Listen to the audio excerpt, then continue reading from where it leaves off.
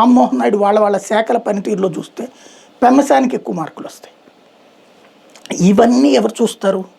ఆయన చూస్తాడు. కానీ కేంద్ర కేబినెట్ లో ఇతర రాష్ట్రాలకు సంబంధించిన మంత్రులకు అంత ఫ్రీడమ్ ఉంటుందా? స్వతహాగా వాళ్ళు వాళ్ళ శాఖకి సంబంధించి నిర్ణయాలు తీసుకునే అంత ఫ్రీడమ్ ఉంటుందా? జ్యోతిరాదిత్య సింధియా ఎట్లా చేయగలుగుతున్నాడు? మరి శివరాజ్ సింగ్ చౌహాన్ కూడా ఇతర రాష్ట్రం వాడే కదా. ఇక్కడ సమస్య ఏంటంటే, మీకు రాష్ట్రంలో అయితే గనక మనం వెళ్ళి ముఖ్యమంత్రి దగ్గర చెప్పుకోవడానికనే భయం ఉంటుంది. లేదా కాంగ్రెస్ పార్టీలో అయితే అది అధిష్టానపు రాజ్యం.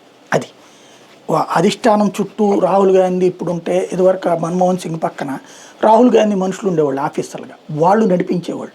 మోడీ ఇట్లా ఆఫీసర్ ఫ్రెండ్లీ గవర్నెన్స్ కాదు, అది పొలిటికల్ గవర్నెన్స్.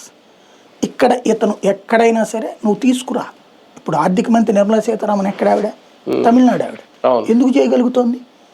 మరి స్టీల్ ఫ్యాక్టరీలకు సంబంధించి అంత రిస్ట్రిక్షన్ ఉన్నప్పుడు కుమారస్వామి అనే వాడుకొని సొంత పార్టీ వాడు కూడా కాదు, కానీ చేయగలుగుతున్నాడు కుమారస్వామి. ఎందుకని? సీఎంగా చేసిన ఎక్స్పీరియన్స్ ఉంది. ఎక్స్పీరియన్స్ అనేది ఇక్కడ ముఖ్యం. నువ్వు ఫైల్ ఎట్లా ట్రాక్ చేయాలి, దాంట్లో ఇన్పుట్స్ ఎట్లా తీసుకోవాలి, ఫైనల్గా నువ్వు ప్రపోజల్ పెట్టి మోడీ వద్దన్నాడంటే ఒక ఆస్పెక్ట్. అట్లా ఎవడన్నా పెట్టిన వాళ్ళు ఉన్నారా? బేసిక్గా ఇప్పుడు పీయూష్ గోయల్ ఉన్నాడు, అతను వేరే స్టేట్ వాడే, మహారాష్ట్ర ఏరియాలో అక్కడ వాడు. బట్ అతను